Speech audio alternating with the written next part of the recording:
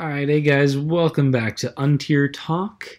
Joined always by my co-host Sajad. Sajad, what is up today? Not much is up today actually.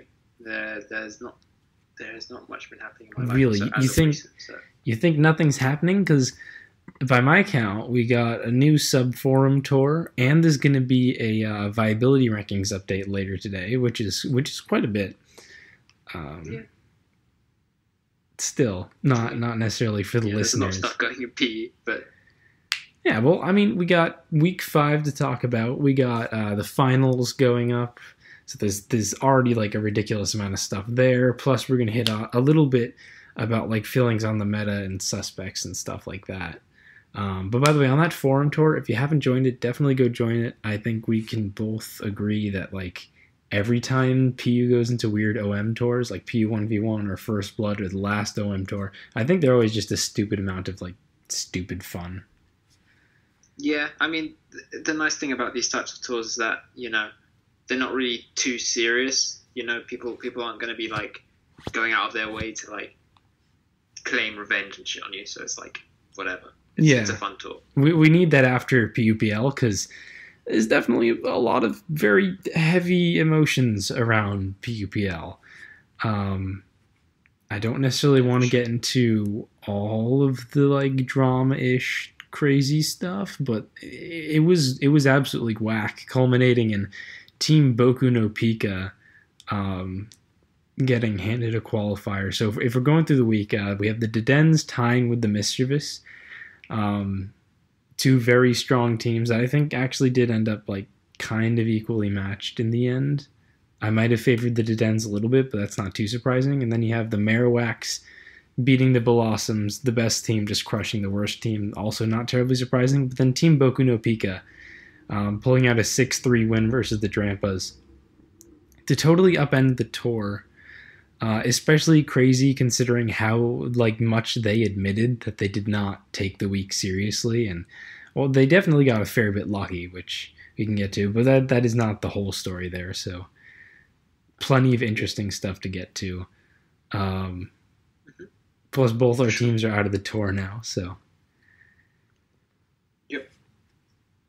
I guess there weren't a lot of there wasn't a lot of like normally we compile the most interesting sets or whatever, but there it's very hard to really do that given that this was the first week with the tier shift and everyone's using the new mons and trying out the new stuff. But we can certainly look at meta trends, and two of the things I think you're very qualified to talk about are where we went with like how spikes are impacting the fact that people were previously and still are running a lot of very fat spikes week stuff, like your Regirock and your Tangela, and then the like crazy rise of AV Crabominable, I think are two things you're uniquely qualified to talk about here. Yep. Very much. So, I mean, what do you think about either, both, neither, whatever? Uh, Repeat again. Well, you have the two biggest meta trends to me were how like spikes had a Yeah. huge impact on how people like were and still are being forced to run a lot of very fat spikes weak stuff. You have to Mhm. run your Regirock and your Tangela and your AV Crab and your Poliwrath to not just lose to some of the crazy offensive threats. And then the other Yeah. big trend for me was like the big rise of the AV Crabominable of all things.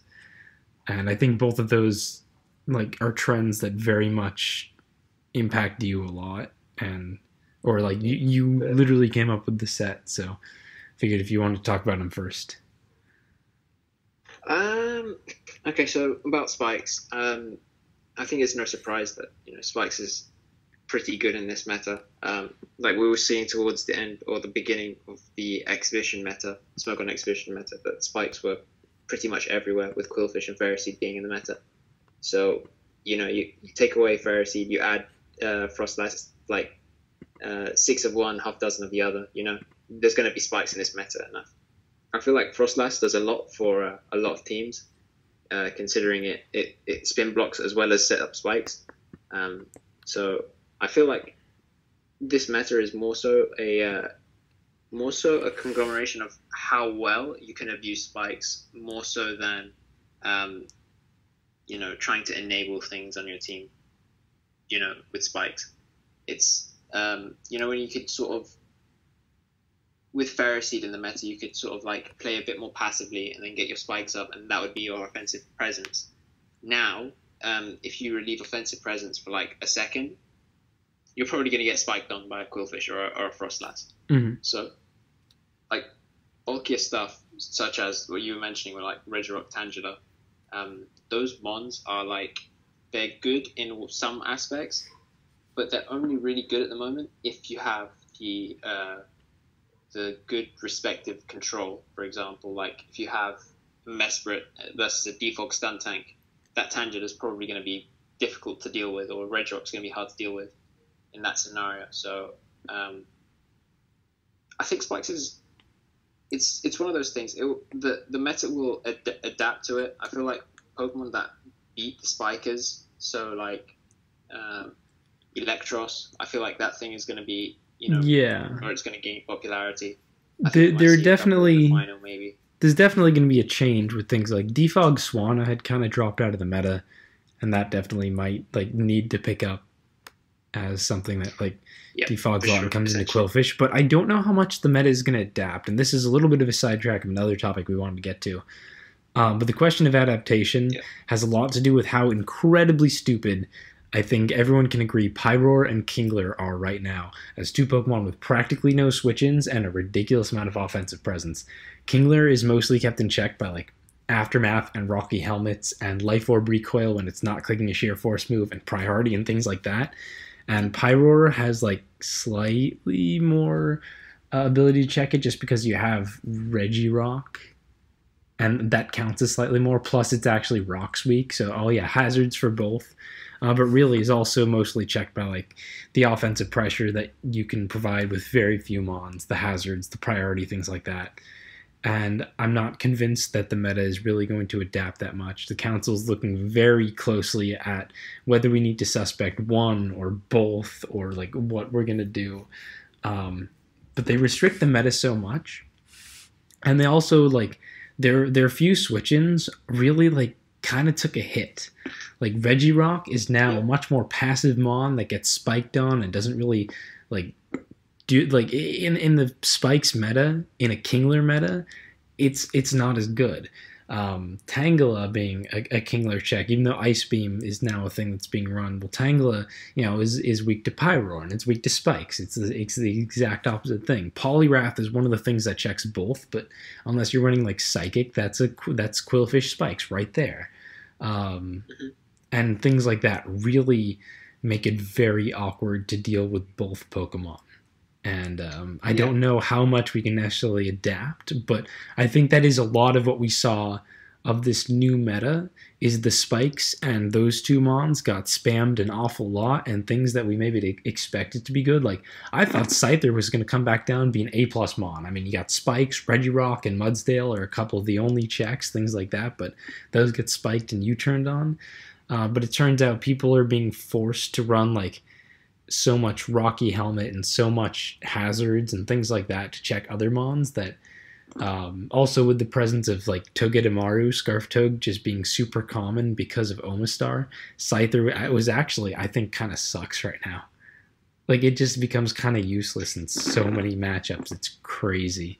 And like the whole thing is just one bit of the meta impacting another bit of the meta, and it's really hard to see like if adaptation is going to come out of this at all, because it seems like you're really forced to run like offensive builds capable of keeping up pressure, but that also have fat mons to check the Kingler and the Pyroar.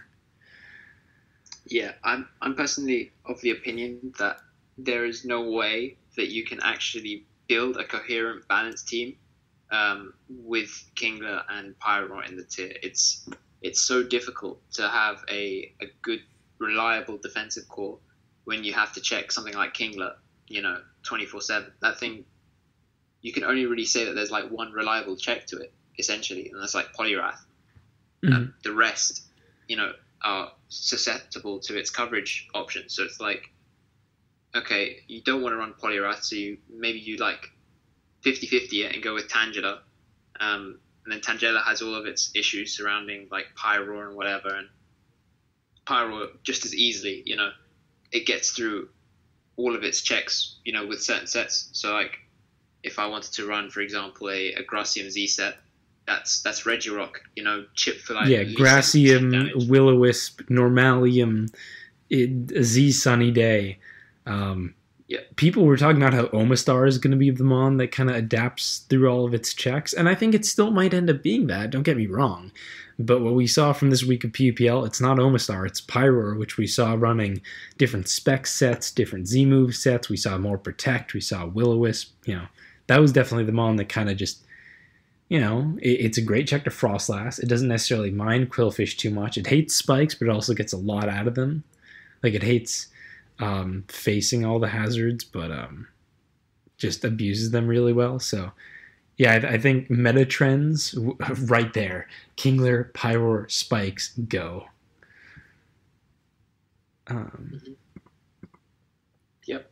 I mean, and in fact, the highlight game that we chose, which is Obi versus Anti, was a game where Anti brought a Pyroar plus Kingler team because they both threaten each other's checks very well, and Obi brought a Pyroar plus Spikes team because Pyroar likes Spikes. And it's like that's just not even remotely surprising. I mean, like,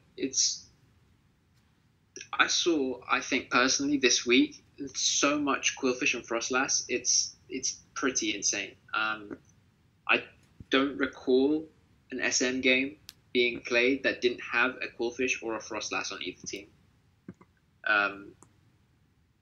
Yeah, I mean, it's just one of those things where it's like those two Pokemon, they provide so much support for a team, if that makes sense. Like having those spikes in a meta where there are essentially no spikers apart from those two at the moment, it just means that you play on Balance's like ability to deal with hazards. Like Anti's team, for example, it had a Silvally Ghost with Defog, and Silvally Ghost has like a decent matchup versus a Mesprit and a Quillfish. That's like a good, like you would consider that in most circumstances, like good hazards control matchup.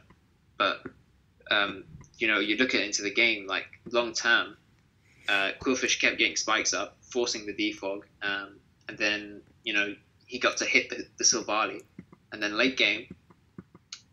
Rocks went up anyway, so it's like it was a difficult match. I think there's so many avenues in which to approach how to, like, Anti's case. He could have very easily just kept Silvally alive for as long as possible, or and just switched it in on free switches, for example, like on Toge's U-turn.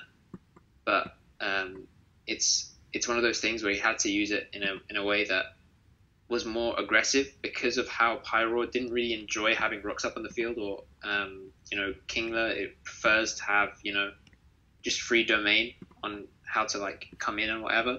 So it was one of those games where I just think whoever won the hazards war per se, like in quotation marks, won the game. And I feel like it was a super close like game. There was a bit of hacks, depending on how you want to look at it.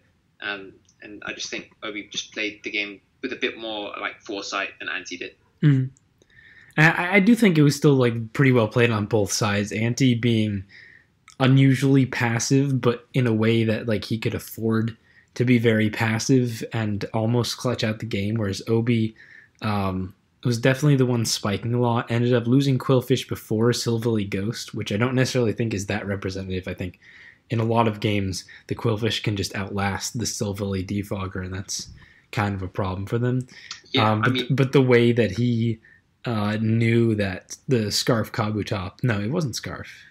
The way he knew... Was Scarf. Yeah, it was Scarf. Oh, no, it was Scarf, okay. The way that he knew the Kabutops would be able to clutch out the game anyway was just... Like, they both kind of played it in ways that might seem awkward, but I think we're overall still pretty smart. Yeah, I'd say at matchup, I was thinking at this, and I was thinking, okay, so Savali Ghost has a potentially good matchup.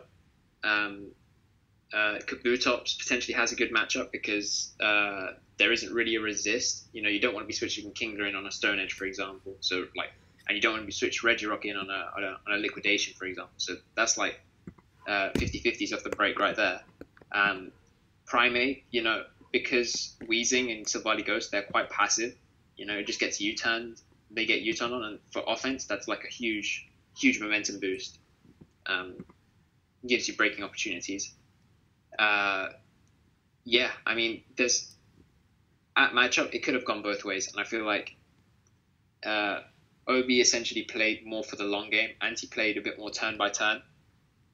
And on that turn by turn basis, he played pretty well. But you know, Obi at the end of the day, you know, as soon as the Toad went down, he understood at that moment that you know, Kabutops was his win con, so he was pretty confident he'd clutch out the game, I think, at that point. That's pretty fair, and I think overall this PUPL may not have had like the craziest of highlight games, although hopefully finals proves us wrong. But it's definitely had a lot less lows, a lot less of people. Definitely, this might not apply as much in particularly Black White, but the old gens. But I think overall, the games managed to stay a bit more solid than they have in the past. But I think we've covered that game pretty well and made our opinions on the meta pretty clear. Personally, I'll say it straight up. I think we should definitely get around to suspecting both of them. The question is just how soon and which one first. But yeah, I think we can move on to the overall results bit. So the Missies versus the Dedens was very interesting in that the results was an absolute decider in who would go on to finals. If either team won, they would be proceeding to finals because the Drampas had already lost at the point where the series wasn't decided. And then in a crazy fashion, the series ended up getting tied in more of a you had to be there kind of way. It was crazy. But we saw the massive upsets of Fellaburn versus Teddy and Knackle, NACL, Salt, however you want to say it. I prefer Knackle because I find it funny. Versus yourself. Fellaburn versus Teddy, obviously Fellaburn double critting him, making up for the Shane Gould versus Lighthouse's game in Evagaro's eyes, but whatever. But yourself versus Knackle being a fairly clean, just major upset to kind of change the course of the entire PUPL, really. I think Knackle ended up playing extremely well in what wasn't necessarily an amazing matchup for him. Yeah, I mean, I have a few regrets about how I played. Like, if I was, for example, Adam and Agron, I just broke through the Tangela, so I wouldn't have had any issues breaking his team. But because I was Jolly and he was like max defense, bold Tangela, I had a few issues because I was in the mindset that all Tangelas from now on would have to be or would have to carry some SPDEF investment. So with that in mind, I thought, okay, I can run Jolly on my Aggron and out-creep other Aggrons, out-creep Mesprit, out-creep Hitmonchan's in that same vein. That was my main line of reasoning for that. And I think because he ended up having a Quillfish on that team, he decided against running the SPDEF investment or the SPDEF invested Tangela. Yeah. Which kind of boned me over. The Quillfish, the Hitmonchan with priority, the Jinx to potentially pivot into Ice Beam and Liquidation.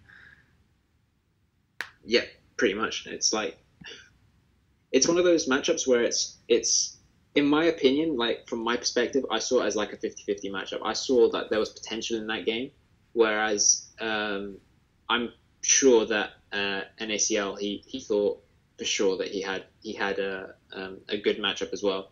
So I should say that when I thought it was a good matchup, the Adamant Aggron played a huge factor into me thinking that, because that would have made all the difference in being able to break Tangela, but instead, matchup or not, we're talking about how spikes can outlast Silvally. This was a big part in my mind, where just by winning a couple of guessing games on when the defog versus the parting shot versus the shadow ball, whatever was coming out, Um, a spike and yeah, there were a rocks couple of both times went I up, missed it. which was pretty big versus a Tangela plus Aggron plus Cribominable plus Regirock team. Yeah. If we look at it in that perspective, there was a couple of turns where I misplayed, where I parting shotted instead of defog. That was quite big as well. Yeah, I But mean, they were misplays in like the specific sense that in hindsight you can say you shouldn't have done that, but they're also you can also understand where you're coming from in the like not sure which play is correct. We're not bad because we're a bad team. We're bad because we lose 50-50s. yeah, Um, yeah. anyway, I mean, that was just a definitely huge game that it was worth touching on. But I have similar regrets about my game, to be honest. Not so much with the play, but like with the matchup that ended up happening. So sometimes you have those, and it looks like the Dedens and the Drampas, the two teams that looked most likely to go to finals, had those. Is there even anything worth touching on for Marowaks versus Blossoms? I mean, is the fact that Kingler lost to Yogi, Kingler having like a very good record and strong showing this PUPL, but I think that was fairly typical Yogi, just bringing some excellent surprise stuff with a Jumpluff Dusknoir Spikes team that ended up performing quite well. I mean, the game was played quite early on in the week, so my guess is that Yogi had been prepping the entire week before, and Kingler just brought a team that was in his SM chat or something, and didn't really take the game with too much like intent to win, I guess, if you want to call it. Like, you're not going to play Monday or Tuesday if you're set on having a good matchup, for example.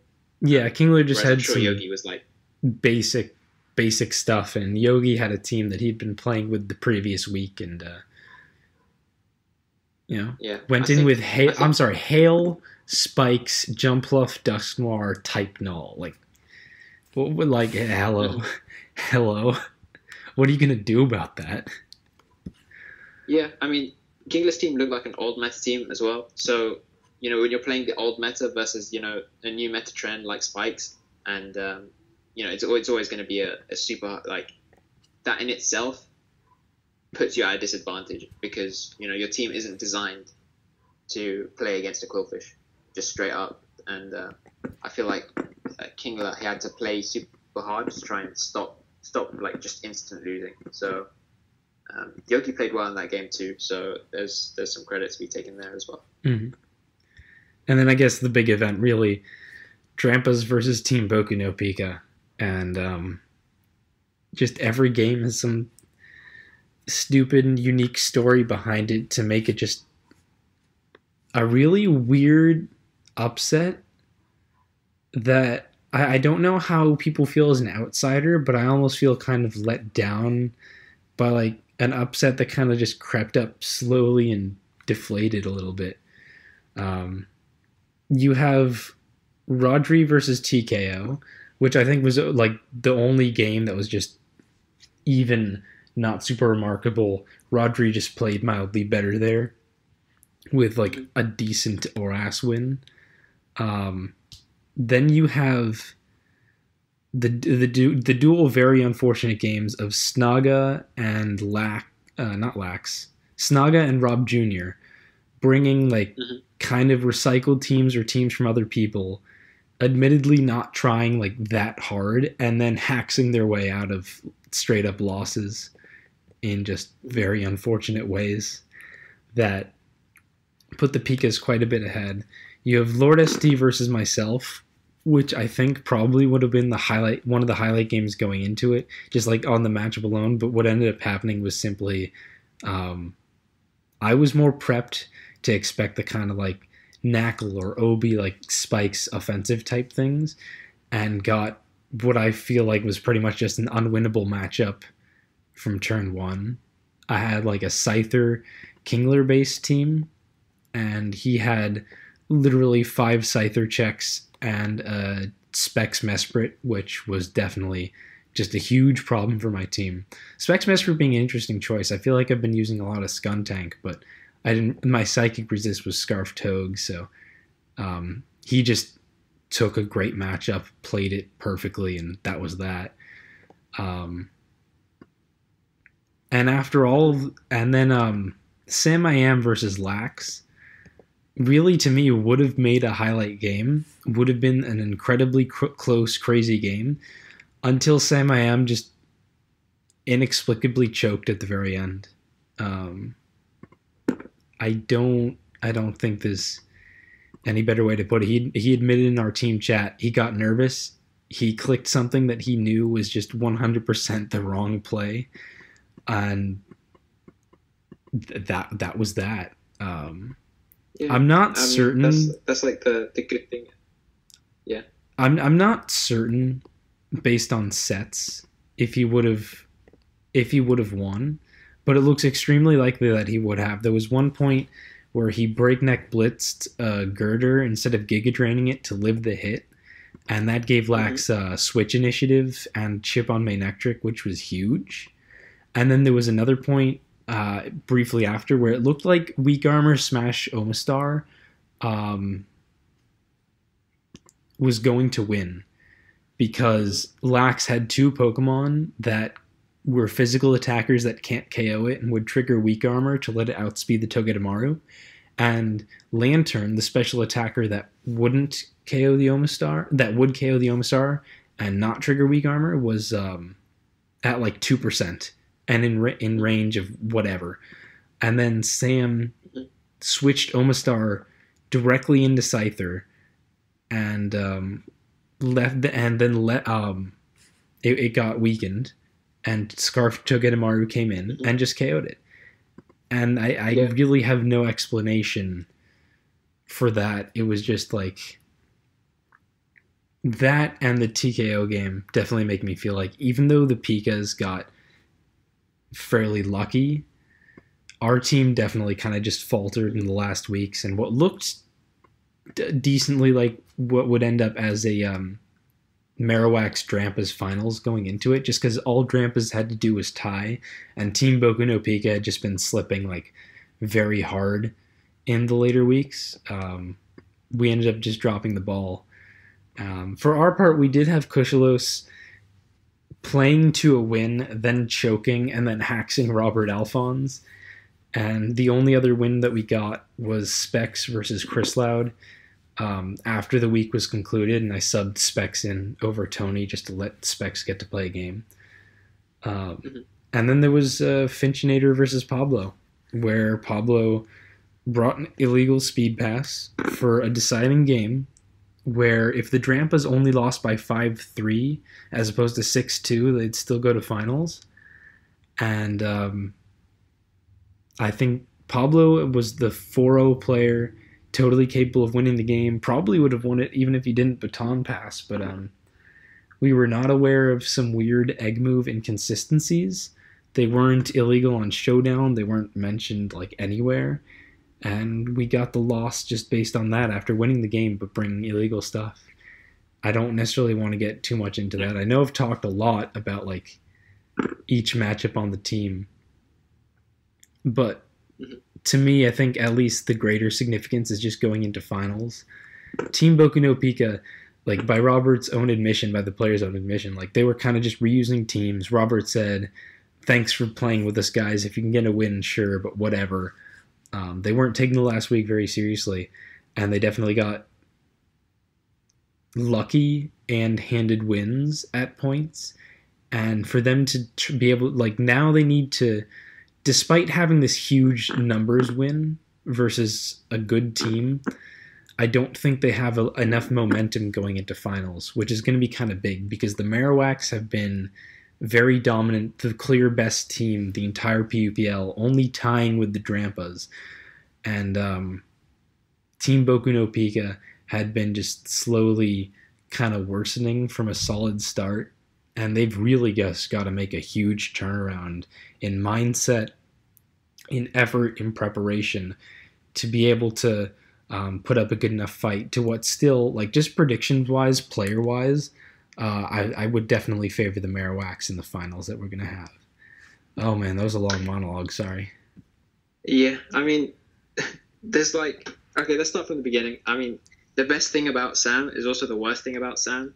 Um, he's a player who plays like on his gut, and he plays with his like, I guess you can call it heart over brain. So I mean, he's a fantastic player, fantastic to watch, especially when everything's going right. But sometimes, when you're playing like that and you're playing really quickly, um, sometimes your emotion is not the correct decision, and like, um, that's I think what cost him at the end of the day. Getting a bit nervous, uh, getting a bit, just like I guess like lax in a situation where he should have, or he had a, let's put if he was in like a test game scenario, I'm sure he'd win that end game like 9 times out of 10. But obviously, this is like the 1 time out of 10 that he obviously didn't take the With win. the pressure, yeah. With the pressure, yeah. Um, but moving on as well, I say that Team Boku no Pico, we were saying, week one of PUPL, probably the strongest team, man for man. I said the strongest team. You still had the Wax, I think. That was our predictions. Yeah, and like if you look at the team, like player for player, that team is incredibly powerful, and I feel like if their preparation is, on point, and they get a few good matchups, I'm sure that they can take the win over the Marowaks for sure. I feel like they have players with a higher ceiling. But the Marowaks definitely have that team cohesion.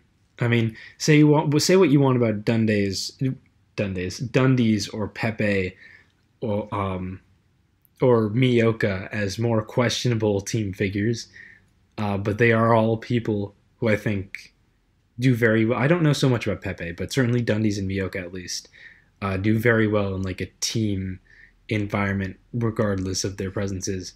You have veterans like Ryza, you have Amber who can test in all the metas, you have Arafine and Kingler who are like PL veterans, Mysterious M as well. Yep. And I think just based on what they've been saying, plus with Hond, like not a notable PU player, but someone who I think definitely can motivate and bring around a team. They've at least projected to the outside world. I have not been in their team Discord. They look like a very organized and like team that motivates and works together. And that's a lot more than, Robert Alphonse posted a picture in the Discord of him just saying, if you guys can get a win, like great, but we're probably out this week. That's just to me like they don't have the momentum, which is just so weird after they're the ones that upset the team that looked like it was going to finals, the only team that tied the Marowaks and had a great chance to beat them if we didn't have to sub out Tony at the last minute. Despite that, and the Marowaks just getting like an average win against the Bill Awesomes who just fell apart, the Marowaks still look like the ones with so much more momentum and cohesion. It's just very much the reverse of what I would normally expect. Yeah, I'd say the main reason for the Marowaks, being the top, in contention, I'd say that they're the favorites going into the series. Like I heavily favor the Marowaks over the Pikas at the moment. Yeah, it's not on a player by player basis. It's really weird to say, but the team Boku no Pika, they have just as good a players as the Marowaks. And if I was on the Marowaks, I'd be thinking, this is probably worst case scenario. In my opinion, I would have much rather played the Mischievous's or the Drampers coming into a finals. A team that you can rely on yourself at times to outplay your opponent on a man for man basis. But on a team Boku no Pika, that's not going to be the case in every single matchup. I feel like the thing that's going to take the Marowaks over the line, because I'm going to predict them to win the finals, is going to be the team building prowess. I feel like they have a much better grasp on the meta, I guess, if you want to call it that. And like just the tiers in general, I feel like they're more solid overall. Yeah, I mean, player by player, if I just ignored everything else, I might pull Team Boku no Pica to win. Um, I mean, I think Dundee's would take it over Snaga, but you've got Robert versus Pepe. You've got a bunch of like 50-50 issues that I think slightly favor Boku no Pica with Kingler versus LST and Arafine versus Lax and Ryza versus Rob Jr. and Amber Lamps versus Finchinator, like pretty close ones.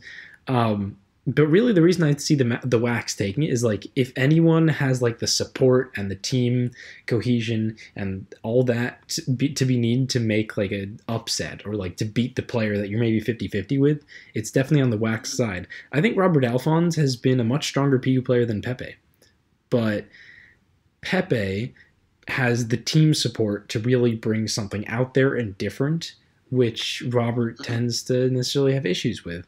Lord ST is much more like in the PU meta than Kingler, but Kingler past a good team with support from like Dundee's and Amber Lamps and whoever is an incredibly strong player that has better records. You know, Arafine versus Lax, two tour players who've gone back and forth in quite a few different metas.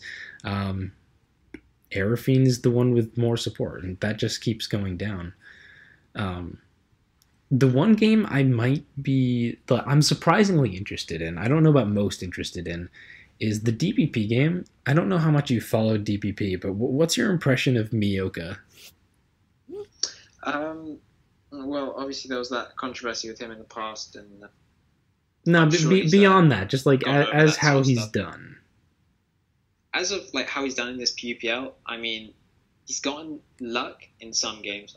The one that stands out in my mind, obviously, is going to be the one where he played Hace-Up, and then Hace-Up got max roll at the last turn. So that's the one that sticks out in my mind. But if you look at the rest of his games, I don't think you can say that he misplayed in any of them. I'd say that he was just generally, he has made a sort of, I guess you can say, career quotation marks out of being just more solid than the other guy. And I feel like that's how he's gotten most of his wins. I feel like, but that's not to be underestimated either. I feel like being solid is a good trait. It's, you know, you're not choking in games that you should be winning. I feel like that's important. And I feel like he's, that's just strong and stable. That's the things that I'd use to describe Miyoka. And here's the thing. I think that's totally fair, but it's also pretty undeniable that he has brought very repetitive stuff a lot. He's brought a ton of the same, and I mean, to be fair, he's repeating the stuff that's like arguably the most broken. DPP is going to be holding an Articuno vote after PUPL, and that is what he is notable for using a lot of Articuno stuff. But Chris is the kind of meta-savvy person that I think could be looked at to take advantage of it with things like Swalot and whatever. I don't think he's the better player, straight up.